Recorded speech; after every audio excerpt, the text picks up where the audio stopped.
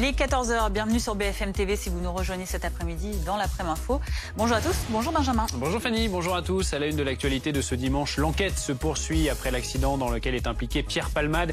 L'humoriste était sous l'emprise de la cocaïne au moment des faits. On a appris il y a quelques instants qu'une perquisition était actuellement en cours au domicile de Pierre Palmade. On le rappelle, le bilan est lourd. Une femme enceinte de 7 mois a perdu son bébé et un homme et son fils de 6 ans sont toujours entre la vie et la mort. Que risque l'humoriste? Écoutez la réponse de Rémi Jossaume, avocat spécialisé en droit routier.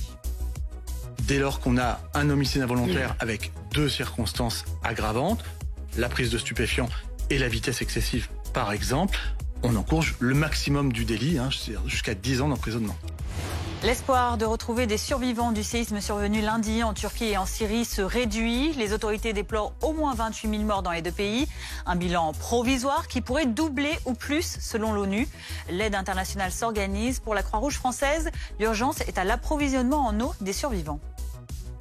Le premier problème, c'est de rétablir le plus vite possible l'eau ou d'amener, comme la Croix-Rouge le fait sur des terrains de catastrophe, d'amener des dispositifs qui permettent d'avoir rapidement de l'eau potable, car sinon ce sont les épidémies qui s'installent et la deuxième catastrophe dans ce cas-là, c'est le choléra.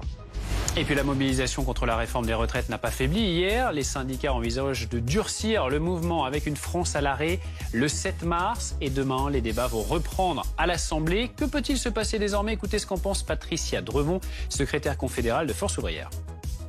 On a le sentiment que oui, le gouvernement n'entend pas ce peuple français qui est totalement opposé à cette réforme des retraites.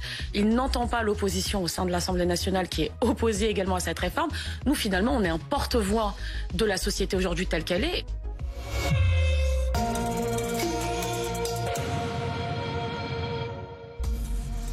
Dans un instant sur BFM TV, notre document Ligne rouge, Brigitte Bardot confidentielle. On se retrouve à 15 h pour l'actualité.